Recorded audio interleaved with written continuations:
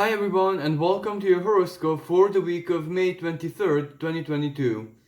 We have a really active, very rapidly changing, shifting sky with a lot of intensity, and please allow me to formulate it this way, but pure emotional bombs detonating, especially as we are heading towards the end of the week. So we are in for a really tough couple of days, let's say. Of course, for some people, this bomb is going to be more like emotional. It's going to touch some emotional nerves. For other people, it's going to be like a really powerful trigger of certain old wounds, so to speak. And I'm going to be detailing this all throughout the horoscope. For other people, it's going to be very swift choices. For some people, symbolically to be understood, of course, they're going to be in the heat of battle when everything, their futures, depends on their choice, their reaction, their immediate decision. So, we really have to be prepared for what the sky has planned for us for this week and this period. And needless to say, that yes, these aspects are what they are in themselves, but this is also eclipse energy. So these aspects and the way they play out, well, they also have a lot to do with giving way, giving manifestation, inviting the power of the eclipse to play out, to do what it has to do, the spring clean. But this spring clean is like not just removing the rubbish, but disinfecting everything to its core. And I wanted to say chlorine because that's a disinfectant, but actually symbolically, it's almost like rubbing everything in your house down with chlorine, total sterility. That is what the sky is doing. So even when for some people this energy will be like that swift heat in the battle, decisions, choices, words, whatever, action, reaction, this is where if they stand from a place of purity in the sense of cleanliness and deep understanding, knowledge and alliance, Gemini season, with themselves, this is where they make it. This is where they rebirth themselves. This is where they don't just see their truth, but are already living it. So let's break down this very heavy week, and this is where I have so much to say about the eclipse and the post effects of it, and I cannot because there isn't time, and this week is not a philosophical week. This week is where we need to be on our toes, in standby, in readiness, and judge everything with maximum clarity. And before we dish out anything, a work, a horoscope, a choice, a decision, a reply, a response, a reaction, we have to truly rethink it, revise it, because this is when this Mercury retrograde season gets to its heaviest expression. Until now, it was preparation, fun games. The computer broke, the email didn't get through, the software is totally rubbish, and I don't know what kind of company invested a lot of money into it, or the government. So it was this side, the Gemini side, now is the Taurus side, and it's not gonna be very easy because it's also a reality check. What you can do in a very down to earth way, and what it is that you cannot do, the world where you truly live in. So this is one of those weeks where it gets very real. This is where you're already embodying your deepest principles and your hopes and dreams and whatever it is that you need to live in the future, and your own role, your own destiny, all of that. And this is where you really have to find a way to live that out, to make that happen, to co-create it. And you need this reality check, even if it's painful, even if it will come down that you're not going to be living the life of luxury as an artist, but rather a modest life, but full of love and inspiration and art and everything that you need. This is where vanity will die, and the true love of what it is that you are, in this case the artist example, that's lived. That's level up. That is when someone lives in their world already, fully immersed. That is when they're on their right tracks and nothing can stop them anymore. Modesty is fine, having basic needs and a little bit of extra med, that's absolutely fine. Living the story and creating and being the artist, that's the essence of it. And as long as these two are happy with each other, this is how for some people, this North Node in Taurus, the simplicity of needs and what someone actually requires in order to accomplish themselves, that's minimal. Only society, education, and the frequency that has been running the world until now made all of us think that, well, no, because you need 10 million hours invested diplomas, passion is useless, forget. No. This is where this truly died. This is where things are different, and the universe is showing this to us, and this is one of those weeks when a lot is gonna happen. So at the very beginning of the week, we already have Mercury retrograde holding a sextile with Mars. Mercury retrograde will be an anaretic degree of Taurus, as in 29 degree, and Mars in an anaretic degree of Pisces. Now this is important because this is the past. Pisces anaretic degree with Mars the activator, Mars the agitator, Mars the trigger. Jupiter was here a couple of days, maybe a week ago, something like that. So this is where the past truly needs to be closed.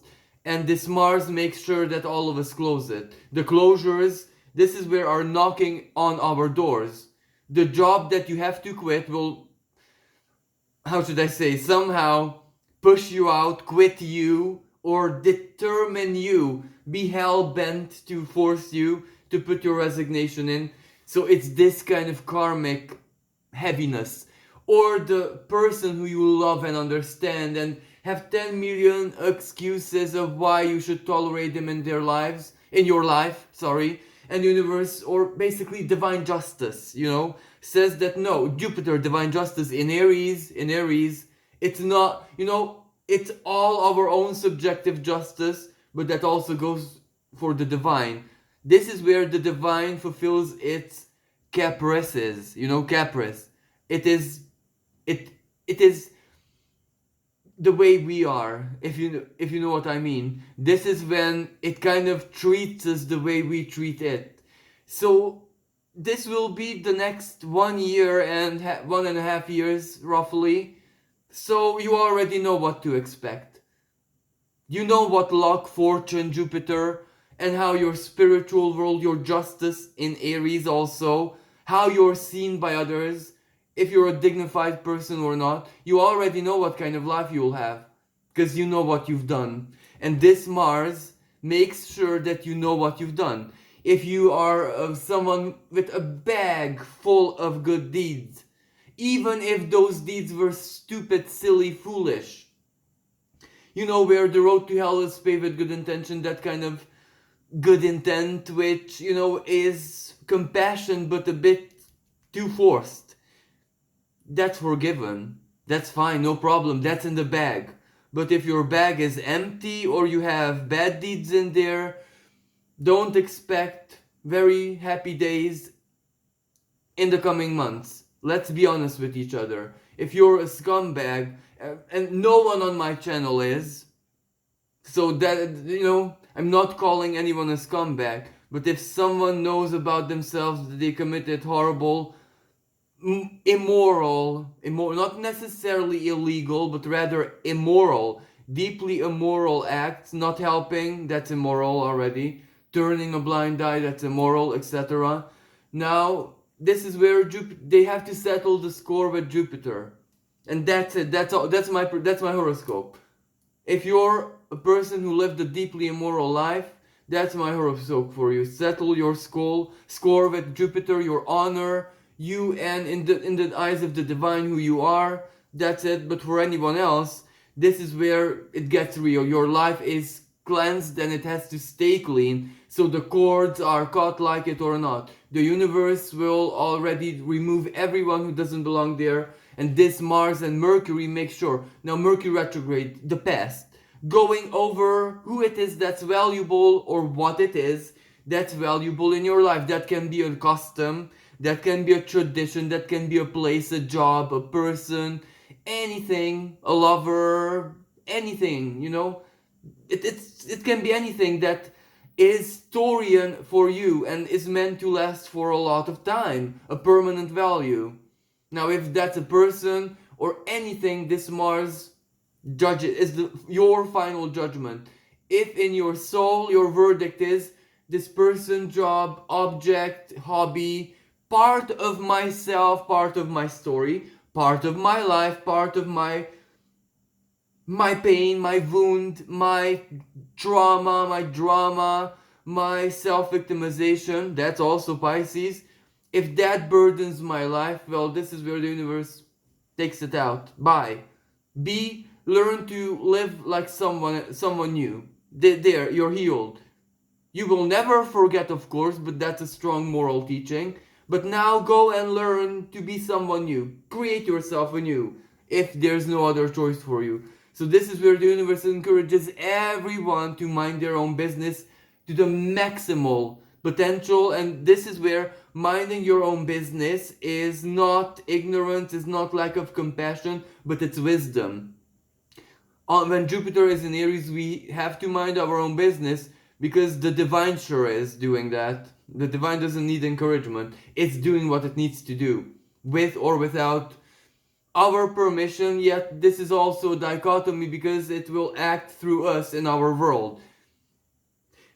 But the sun is in Gemini, so that's the best period for that, when everything's bad is not bad really, good is not good really, you know? Let's judge it. And Neptune's also very active, so of course everything has both sides to it. But under this Mercury-Mars sextile, yes, the universe is doing something for you, but sextile, you have to work for it. You need to give the final command and actually stick to it.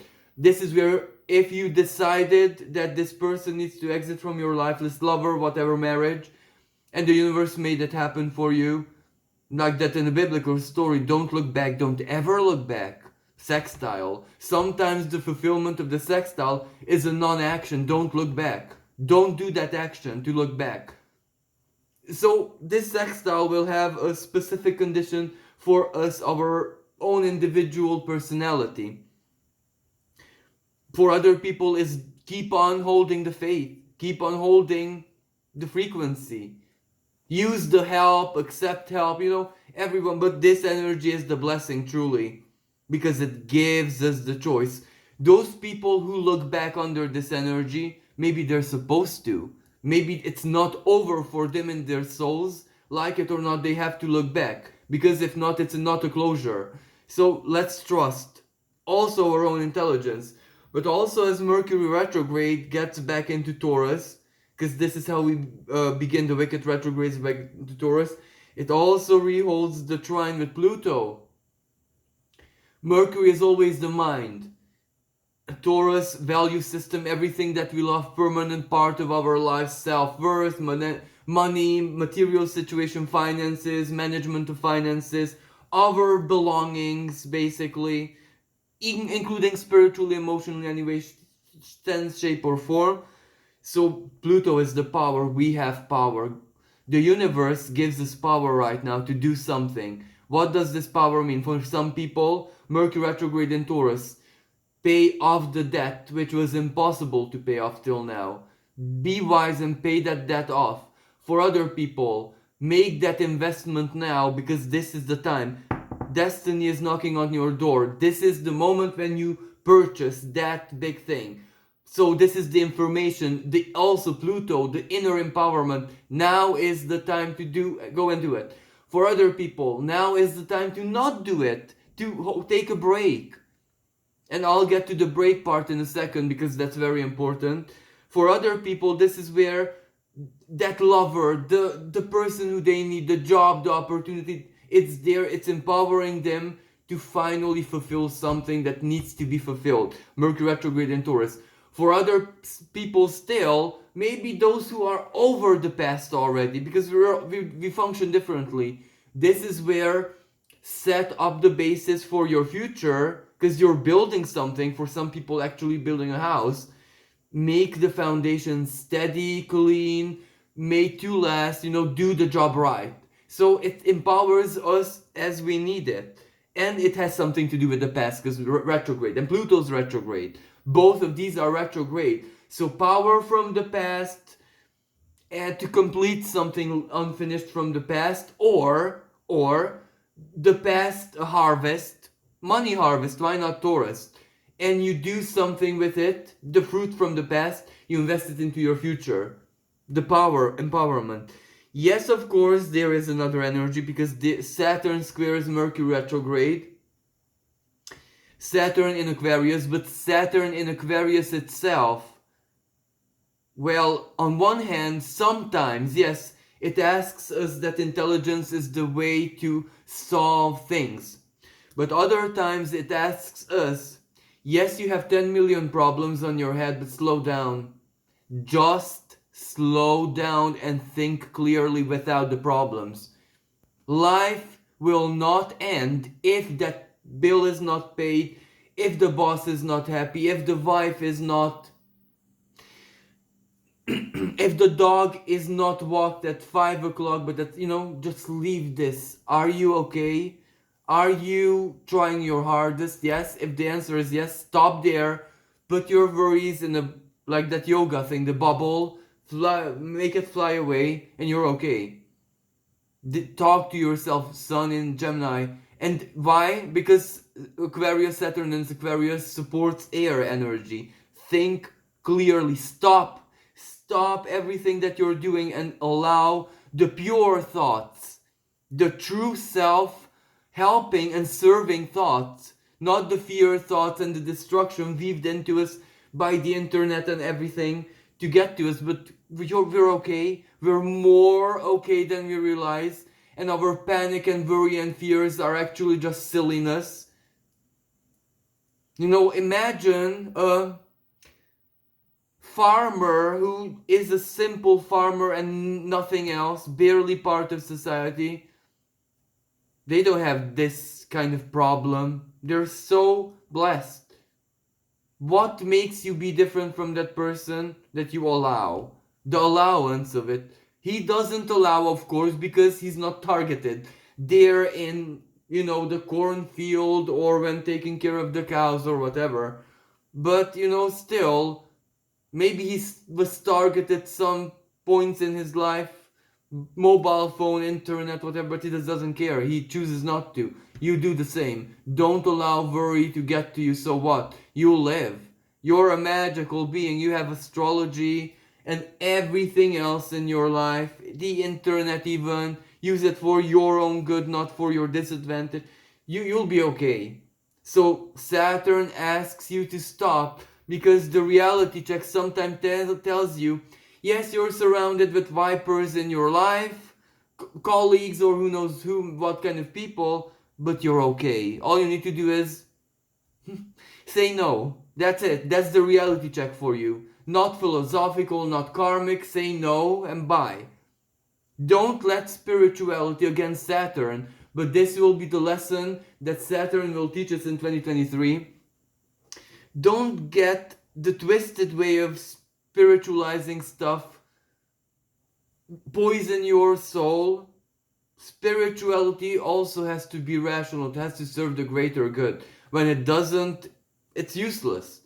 So don't allow certain spiritual principles to get to you, because like Buddha and Christ, or whatever example we give, well, they didn't live in the 21st century. Life was there then. The earth itself was, the solar system itself was in a different part of the galaxy, because it revolves around the galactic center. Everything was different. We are not living. We need to understand the lesson, but not follow the letter, because we live in a different kind of everything, literally. So this is what Saturn also asks us, that take into consideration your situation. If you're a vulnerable person, sometimes choosing not to be strong and asking for help is the wisest choice. Doing it your own is the silly choice. Put it in your context. See yourself as objectively as you can. And if you have that older best friend, sometimes listen. Saturn, older, and Aquarius best friend. And also, we have another energy which will put spice on this wound. So, not just salt, maybe even chili. Because at the same time, Venus, not so very happy in the sign of Aries. And why not happy? Because she is extremely sensual. Most astrologers call her slutty Venus. But in the context of this day and age, the present, well, she's unsatisfied. Even if she has everything to satisfy her, the vibe is not okay. She cannot live her expression. So she's frustrated, she's angry, she's impatient, and she's meeting Mars' sister in the sky, Eris, goddess of discord. Now, if Uranus is associated with rebellion and revolution, Eris is a stronger planet than Uranus. So she is a greater rebel. Imagine that. Venus emotion. Venus when our feeling like a volcano bursts out of us. Eris can use angry words. And before I don't forget, the 27th of May, be mindful of that day because the moon is conjunct both Eris and the moon obviously, and Venus. So Eris, moon, Venus, and they hold a square to Pluto retrograde. Angry, anger, the true emotion bursts out. The best possible expression. This is where the lover cannot hold it anymore and the love declaration comes out. Either happy end or wait a little bit more, a couple of months more, or sorry, but this is the truth, no way. Well, it still leads somewhere. This is the best possible, but the verse is anger, fight.